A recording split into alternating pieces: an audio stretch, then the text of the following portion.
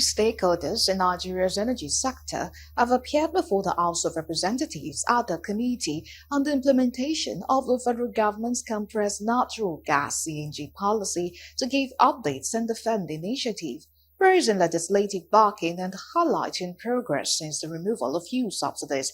At the investigative hearing, PCNGI Program Director Michael Oluwagbemi said CNG convention centers had increased from 7 to over 300 in 24 states within a year, with $470 million in private investment attracted.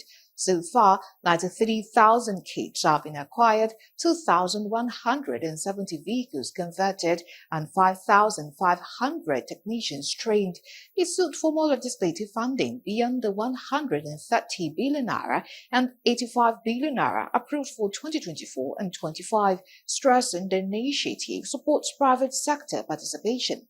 The FRSC, represented by Deputy Corps Marshal Abiodun Akinlade, backed the initiative, urging more legislative and budgetary support for safety enforcement. Right here today to say 12 months after our program started implementation, May of last year, we've raised the number of conversion centers in Nigeria to over 300 from 7. Not because government was building those conversion centers, but because the PCNGI developed programs to incentivize the creation of those conversion centers by the private sector in line with Mr. President's directive that we catalyze the sector and we do not replace the sector. Committed to working out the spreadsheet as we're observing the setting up of these conversion centers at the different geopolitical zones, and more are still coming up. So it's still a work in progress. But I'm like you rightly questioned, we believe that yes, we are on the track of ensuring equitable distribution across the country. CNG in Nigeria actually did not start 2 years ago. CNG, there have been earlier efforts to make CNG a common product available to the people of Nigeria. As far back as 2004, as 2008, there were initiatives on CNG, but none saw the light of the day because that central drive and that consistent focus was missing. To safeguard the long-term implementation of CNG and the safety of Nigeria, FRSC respectively recommends A. Legislative support to formalize the certification of CNG workshops and vehicle conversions procedures.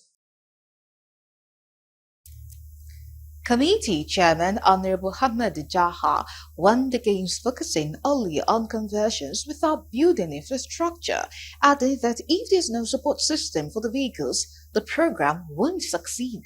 Earlier, Speaker Abbas Tajuddin, represented by Honorable Sada Sole, said the hearing aimed to ensure the policy is transparent, viable, and beneficial to Nigerians. For me, it's not about the number of vehicles that are converted. My concern is the infrastructure that will be available to service these cars that are converted. Sustainability is the most important thing. You rightly said Rome was not built in one day.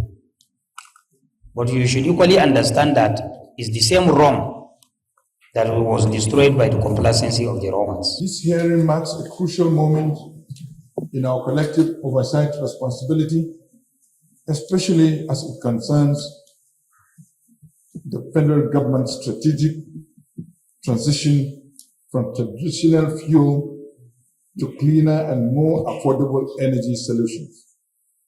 The essence of this public hearing cannot be overstated, as it reflects our legislative commitment to transparency, accountability, and effective policy implementation.